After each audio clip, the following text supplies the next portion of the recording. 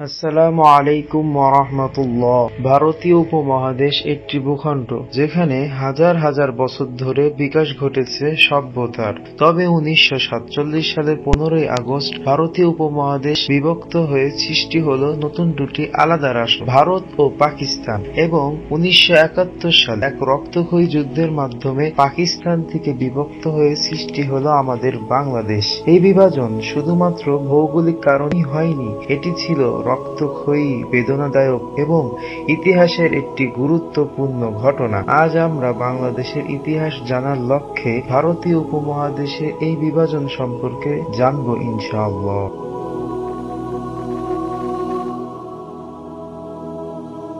একসময় পুরো পৃথিবী শাসন করত ব্রিটিশরা। বিভিন্ন দেশে ছিল তাদের দখলদারিত্ব। তারা অন্যায়ভাবে সেই দেশের মানুষের উপর জুলুম করে এবং মুসলমানদের রাজনীতি ও অর্থনীতিকে ধ্বংস করে জোরপূর্বক ক্ষমতা দখল করে নিত। যখন তারা তাদের ক্ষমতা ধরে রাখতে পারত না এবং তাদের সাম্রাজ্য দুর্বল হয়ে যেত, তখন তাদের অনুগতদের সাথে আলোচনায় বসে সিদ্ধান্ত নিত। তখন ব্রিটিশরা মুসলিম জাতিসত্তার কথা এবং সেই অঞ্চলের ভবিষ্যৎ চিন্তা ভাবনা না করে এমন একটি নীতি গ্রহণ করত যার কারণে সেই অঞ্চল বিভিন্ন ভাগে বিভক্ত হয়ে যেত।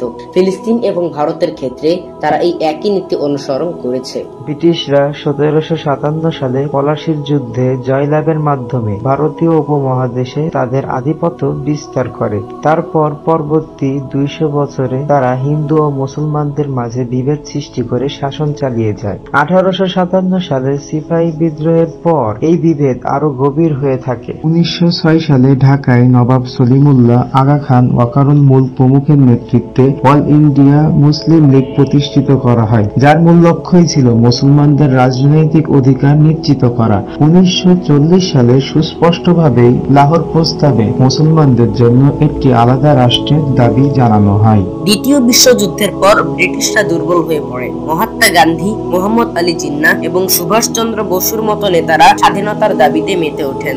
মুসলিম লীগ দাবি করে হিন্দু ও মুসলমান দুটি পৃথক জাতি, তাদের জন্য আলাদা রাষ্ট্র প্রয়োজন। তাদের দাবির উপর ভিত্তি করে 1947 সালের 3রা জুন ব্রিটিশ প্রধানমন্ত্রী ক্লেমেন্ট অ্যাটলি ঘোষণা করেন যে ভারতকে দুই ভাগে ভাগ করা হবে। লর্ড মাউন্ট ব্যাটেনের পরিকল্পনায় ভারত এবং পাকিস্তান অস্তিত্ব লাভ করে।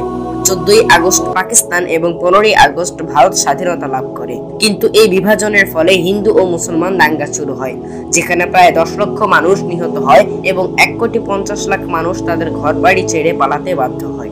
মুসলমানরা ভারত থেকে পাকিস্তানে চলে যায় আর হিন্দুরা পাকিস্তান থেকে ভারতে চলে আসে।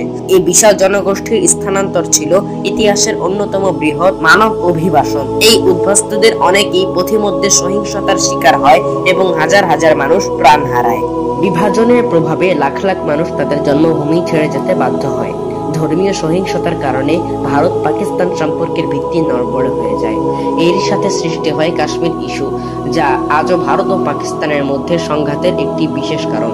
ভারত উপমহাদেশের বিভাজন কেবল একটি রাজনৈতিক ঘটনা ছিল না, এটি ছিল একটি মানবিক বিপর্যয়। আজও ভারত ও পাকিস্তানের মানুষ বিভাজনের ক্ষত বয়ে বেড়াচ্ছে।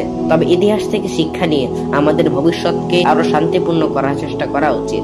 এভাবেই ব্রিটিশরা তাদের স্বার্থ অর্জনের জন্য বিভিন্ন দেশকে বিভক্ত করেছিল, যার ফলে সেই দেশের মানুষ আজও ব্রিটিশদের অনুগত হয়ে থাকতে বাধ্য এবং সেসব অঞ্চলে এখনো তাদের প্রভাব বিদ্যমান রয়েছে। পাকিস্তান থেকে বাংলাদেশের বিভাজনের ইতিহাস সম্পর্কে জানতে সাথে থাকুন।